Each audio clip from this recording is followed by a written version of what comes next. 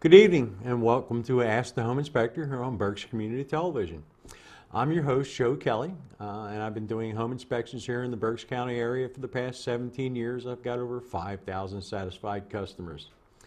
Our show is underwritten tonight by the Keystone Ashey chapter of the American Society of Home Inspectors.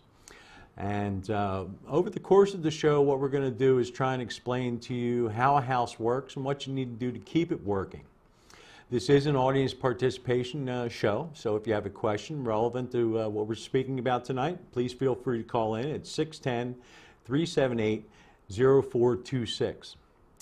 Tonight we're going to interview Christian Malesic of the Berks County Home Builders Association. He's also the executive officer there. Christian, how are you this evening? I'm doing excellent. How are you? Great. Can you tell us a little bit about yourself and the association? Absolutely. Thanks for having us on. Certainly. I'm the executive officer of the Home Builders Association of Berks County. So that's kind of like the CEO, the chief executive officer without the C. So that's my official title. And that essentially means that I run the association on behalf of the members. The Home Builders Association is really the premier kind of residential remodeling and construction and home building association of Berks County. Well, that's great. How long have you been around the Home Builders Association? The Home Builders Association started in 1957, so there was... Good year. That's right. It was a couple of Home Builders Association right here homegrown from Berks County that came together, and they thought that they really needed an association that could address the needs of home ownership in Berks County. And that before then there wasn't anything like that. There wasn't an association of contractors, if you will, in Berks County. Obviously, we're not that same association anymore. So here we are in 2015, and we do have home builders that are members. And of course, that's still in our name. But that really just represents a pretty small fraction of who our members are. I think if we were to name the association today, maybe it would be named something like the Residential Construction Association or the Building Industry Association. So you have lots of other members in the association other than just per se home builders. That's right. So the best home builders are members of the Home Builders Association, but as are the top remodelers in Berks County, as are roofers and siders and concrete experts and gentlemen that gals that put down asphalt, fix your roof, plant your yard, mow your grass, anything that has to do with the home, members are members of our home association. Well, that's a great thing to know. I'm sure most of the viewing audience was not aware of how diverse your association actually was. So membership in a professional association is more than just another feather in your cap, right?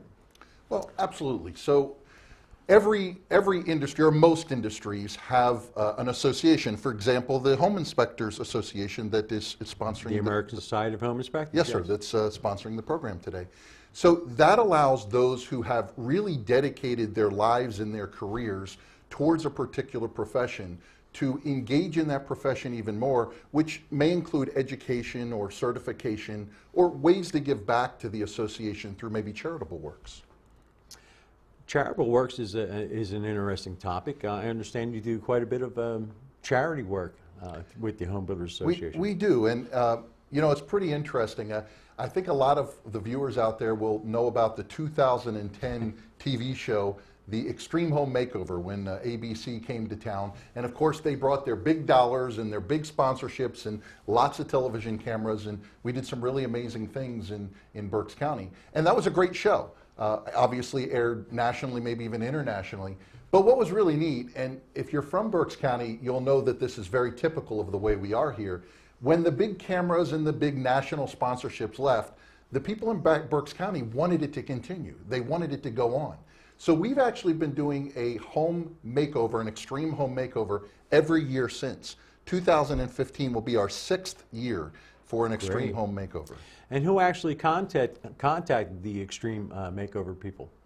Well, when that started back in 2010, it actually worked the other way around. So the TV show folks contacted the Home Builders Association. Ah, okay. We're part of a federation. There are 747 home builders associations across the U.S. and Canada. There's about 5 in Canada. So every state has one or multiple home builders associations. Our particular state, we have 37 different locals. Wow. There's 63 counties, so they don't necessarily all equal one per county. For example, to the east of us, there's the Bucks Montgomery chapter, which is Bucks and Montgomery counties, and then there's the Chester and Delaware chapter, which represent those two. Obviously in Berks County, we're just representing Berks County. Our territory, if you will, are the Berks County borders on the map. And the Berks County chapter of the association has gained many national accolades. We have. I'm glad you brought that up. We're very proud, but we don't like to boast. We like to boast on certainly on behalf of our members. Just in the last 3 years, we've actually won 5 national awards. So one was for the Restoring Hope Foundation. That was the Extreme Makeover project that we talked about. So we won a... That's your in-house makeover program. That's our in-house makeover, right. So again, the TV program left in 2010, but we kept doing it, and we do it under the name of the HBA Restoring Hope Foundation. So that was recognized literally as a best-in-nation, best-in-class program, and it was pretty neat when I got to go sit on a panel. It happened to be in New Orleans that particular year, so that was fun. But I was sitting beside the New Orleans chapter of the Home Builders Association, and their association happens to have a lot more members. They were coming off the year where the Saints had won the Super Bowl. Okay. And so I'm sitting beside my counterpart, and the project that they did was got literally NFL superstars who had won the Super Bowl and had the Super Bowl ring, and they went and remodeled a house. That was the competition that we were up against, just one example. Were they're competent football players, how were they as contractors?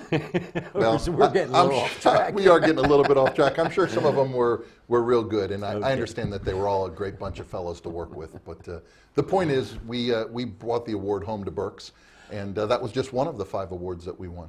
And that's right here in Berks County. It's a great place to work. It's a great place to live, and we've got a lot of pride in our citizenry. That's right. I'm sorry. All right. So, what are some of the goals of the association? What do you strive for? Well, our goal every year, there's a couple of different things that we do, but really our main goal when we kind of start at the 30,000-foot view and work our way down is to promote housing. And that's done through educating your viewers and the folks here in Berks County about how they can take care of their house, maybe build a better house if they're starting from scratch, their first home or their 8th home, whichever it is, but also to help maintain it, to repair it, and to help with that housing issues in general in the county. We do that in a lot of different ways. Obviously, we do that through making sure that our members have the best education so that they can provide the best skills and services to the homeowners in Berks County.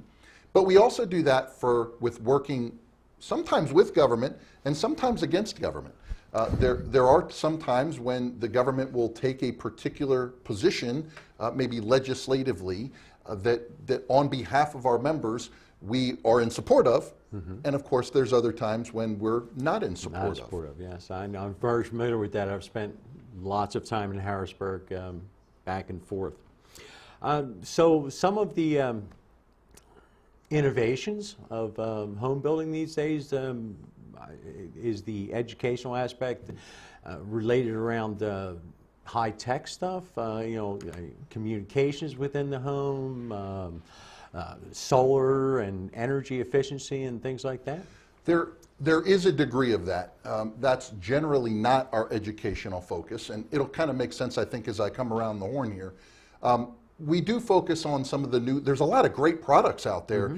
There was kind of a period of time for maybe 10, 20, 30 years that most of the products and the way homes were being built were kind of the same as they had been built the decade before. Right. But when we hit that magic year, whether it be 1999 or whatever it was, and turned into the new millennium, it seems as though the products are just rolling out fast and furious. We're certainly familiar with the high-tech products that are out there that we can use the computer on our hip that we call a cell phone or a smartphone, and we can dial into our cameras and see who's at the front door, or maybe we can turn up the heat or turn off the lights in our home. So we're familiar with that kind of high tech, but a lot of times people don't realize or don't think about, for example, plumbing is beginning to change fairly drastically. Yes, it is. I've had my first experience with a shark bite connector the other day, and That's right. I was a little leery, but what an amazing invention. A shark bite connector being able to connect two pieces of usually pipe together. Without soldering or any...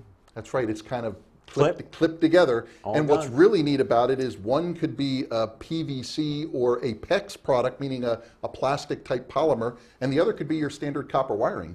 And with this connector, even a homeowner can do it. And some of the plumbers aren't real excited about that because No. it's making do-it-yourself projects a lot more prevalent. Well, a lot of the plumbing tools that were out there before, the early PEX, for example, had you had to have specialized tools. It was like the homeowner couldn't do it. It was job security for the plumbers. That's right. At one point, to have the special crimpers and the special tools to make these connections. But technology in these connections now has come to a point where, of course, not knowing the homeowner's level of expertise, I would have to suggest further evaluation and repair by a qualified mechanic. That's right. But they are getting to a point where almost anybody can put these things together. Well, it's not just that. It's roofing technology. We're used to the standard 3-tab shingle for many, many years. Now the prevalent shingle is what's called an architectural shingle. We have things like ice and water barriers that didn't exist that many years ago. When you put a nail through that, it self-seals itself. The architectural shingles, you don't need to draw, straight chalk lines on them. That's right. They're just much easier to install. They've also come out with technology now where some asphalt shingles have solar panels built right into them. That's right. So your entire roof can become a solar collector. And what's neat about that is where the warranty periods used to be 30 years or and still are, you can still get 3-tab shingles. They're now 45 years for the architectural shingle. So we talked about that. In addition to that, just carpentry, framing technology.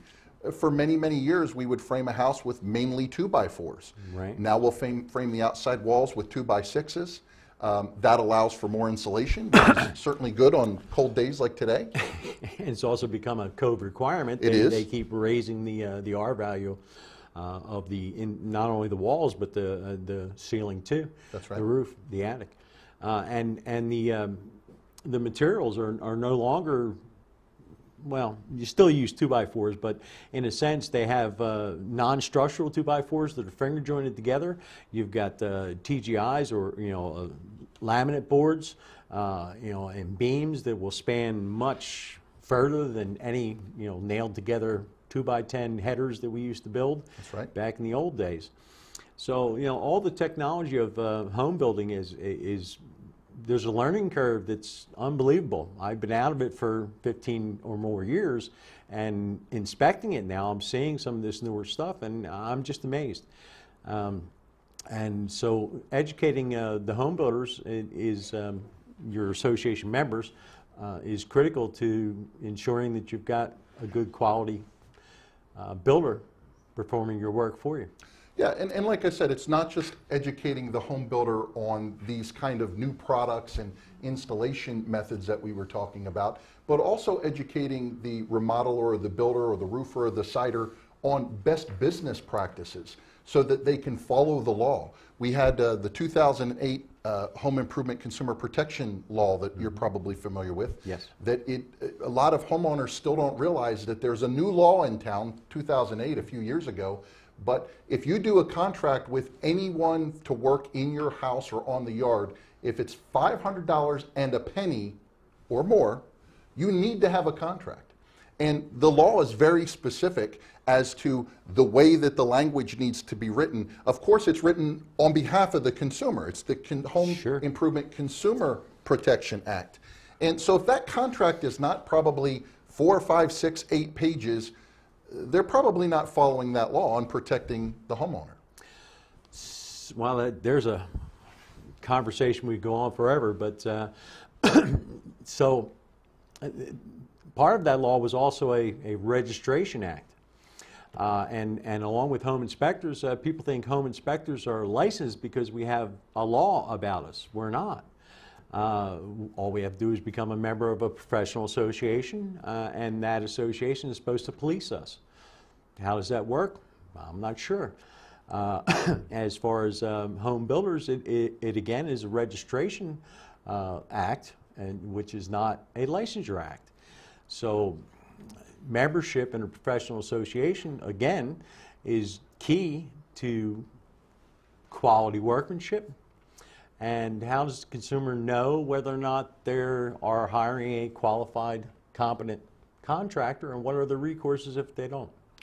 Yeah, there's a lot of good points there. So in Pennsylvania now, builders do not have to be registered, just remodelers and trade contractors. So an electrician does, a plumber does, someone who may install ceiling tiles or a ceiling grid does. But electricians and plumbers also have to be licensed in their respective fields in many municipalities. Yeah, this is where it gets very confusing in Pennsylvania, because out of the 2,000 plus municipalities in Pennsylvania, each one may do things differently. So we're in the city of Reading now, but if we move just a couple of feet to the north, we're in Muhlenberg, and if we move not too far that way, we're in West Reading and Wyomissing. And each one of them may have different ways in which they regulate some of the trades. Which brings us all back to the legislature. Yes, it does. And the Uniform Construction Code of 2004, which is supposed to put us all on the same page. Because one township would require a 12-penny nail, as a for instance, and the next township would require a 10-penny nail, and the one beside it would require an 8-penny nail. That's right. So, that was the goal of the Uniform Construction Code, was to put everybody on the same page. What eventually it's boiled down to is the legislature at the end said you can adopt as much or as little as of this code as you want. So we're back to the square one. Every municipality, every township has their own specific guidelines. You know, you may need to be a licensed electrician in this municipality, you may not.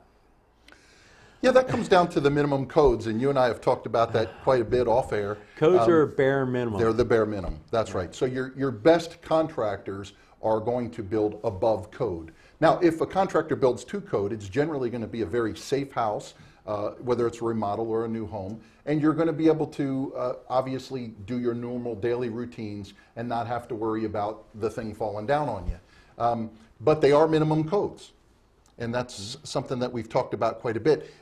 That's really the way that the materials have to be purchased and assembled to make the product. The licensure, however, has to do with who's doing it and what qualifications they may have. Right. You don't know how many times I hear, you know, as a home inspector, when I'm at a house, well, what do you mean it was built to code? Well, built to code is right, a bare minimum safety standard. Right. It's not going to fall down. Is it necessarily right? I can't make that judgment call on the spot for a potential buyer, but I can inform them of whether or not it was done in a workmanlike manner, you know, the workmanship was done in a professional manner, or whether it was